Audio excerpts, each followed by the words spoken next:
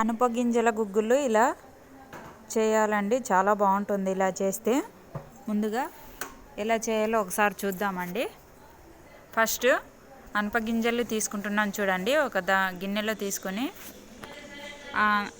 2-3 సార్లు క్లీన్గా 2 సార్లు కడిగితే సరిపోతుందండి. ఒలిచి పెట్టుకున్నటువంటి అనపగింజల్ని ఇవి మొత్తము ఒక కుక్కర్లో వేసుకోవాలండి.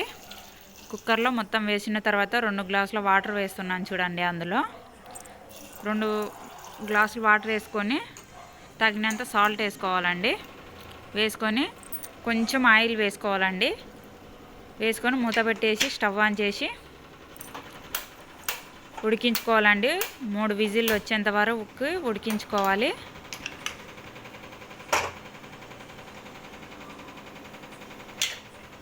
హైలో పెట్టి ఉడికించాలండి. ఇప్పుడు టమాటాలు 2-3 ఆనియన్ తీసుకోవాలండి. సన్నగా కట్ చేసి పెట్టుకోవాలి. అవి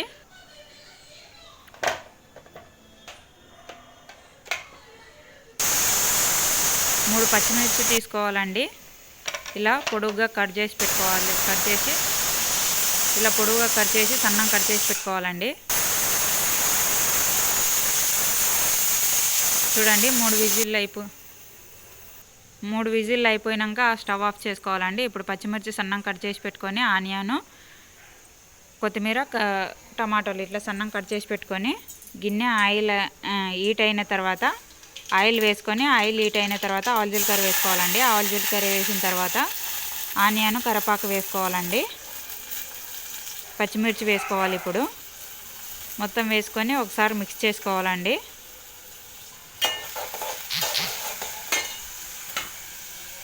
చూడండి హైలో పెట్టింటి కదా ఇంతకుముందు, లో ఫ్లేమ్లో పెట్టుకొని అవన్నీ వేసుకోవాలి. ఎందుకంటే ఆవాల జీలకర్ర వేసేటప్పుడు చిట్లుతుంది కాబట్టి లో ఫ్లేమ్లో పెట్టిన. ఇప్పుడు మీడియం ఫ్లేమ్లో పెట్టి ఇలా మిక్స్ చేసుకోవాలి. కొంచెము ఉడికిన తర్వాత 1/2 టీ స్పూన్ పసుపు, 1 స్పూను ఉప్పు వేసుకుంటున్నాను చూడండి. చూసి వేసుకోవాలండి. ఎందుకంటే ఆ గుగ్గుళ్ళల్లో అప్పుడు ఉప్పు వేసుకున్నాం కాబట్టి చూసి వేసుకోవాలి. ఇప్పుడు ఇలా మిక్స్ చేసుకోవాలండి ఒకసారి పచ్చివాసన పోయేంత వరకు. ఇప్పుడు టమాటా వేసుకొని స్టవ్ చూసుకోవాలండి ఒకసారి. మీడియంలో ఉండే కదా, ఇప్పుడు టమాటా ఉడకాలని హైలో పెట్టేసిన. ఇప్పుడు 1/2 టీ స్పూను కారం వేసుకోవాలండి. అది కూడా చూసి వేసుకోవాలి. ఎందుకంటే ఇంతకుముందు 3 పచ్చిమిర్చి వేసుకున్నాం కాబట్టి. ఇలా మొత్తము ఉడికేంత వరకు ఇలా కలుపుతూ హై ఫ్లేమ్లో పెట్టి కలపాలండి. ఇప్పుడు ఇవి విజిల్ గాలి మొత్తం పోయేంత వరకు పెట్టి ఇప్పుడు తీసుకోవాలండి. గుగ్గులు ఉడికినవో లేదో చూసుకోవాలండి ఒకసారి. చూడండి మెత్తగా ఉడికినవి. 3 విజిల్ అయితే సరిపోతుందండి, ఎందుకంటే ఇవి పచ్చివి కాబట్టి. ఇప్పుడు వాటర్ మొత్తం వంపేసుకొని అందులో వేసుకోవాలండి. ఇప్పుడు చాలా బాగుంటుందండి. హెల్దీ ఫుడ్ ఇది. మంచి పోషకాలు కూడా ఉంటాయండి ఇందులో. రొట్టెలోకి కానీ చపాతీలోకి కానీ తినొచ్చండి, చాలా బాగుంటాయి. ఉత్తయి కూడా తినొచ్చండి, చాలా బాగుంటాయి. ఇప్పుడు హైలో పెట్టేసుకొని స్టవ్ మిక్స్ చేసుకోవాలండి మొత్తము. ఎందుకంటే ఆ మసాలా గుగ్గులకు పట్టాలి కాబట్టి. ఒక 2-3 నిమిషాలు ఇలా కలుపుతూ తిప్పాలండి. ఇప్పుడు మీడియం ఫ్లేమ్లో పెట్టి మూత పెట్టేసి ఉడికించుకోవాలండి. మధ్య మధ్యలో ఇలా చెక్ చేస్తూ ఉండాలండి.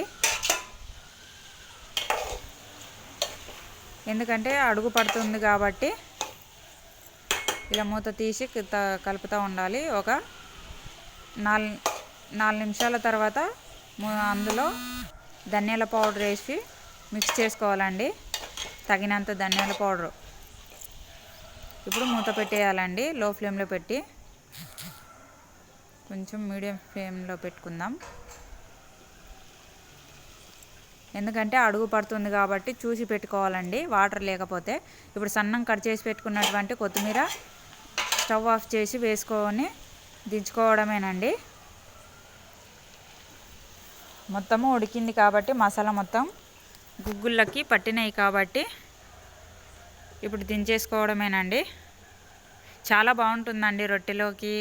కడక రొట్టె కానీ, మెత్త రొట్టె కానీ, చపాతి కానీ ఉత్తయి తింటే కూడా బాగుంటాయండి. చాలా ఆరోగ్యకరమైన ఫుడ్ అండి ఇది.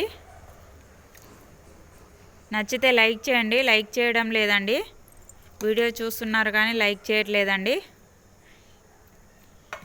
లైక్ చేయడం వల్ల ఎక్కువ మందికి షేర్ అవుతుందండి వీడియో.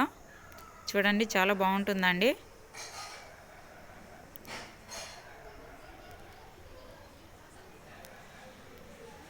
లాస్ట్ వరకు చూసినందుకు థ్యాంక్స్ అండి. ఇలాంటి వీడియోతో మరొక వీడియోలో కలుద్దాం. బాయ్ అండి.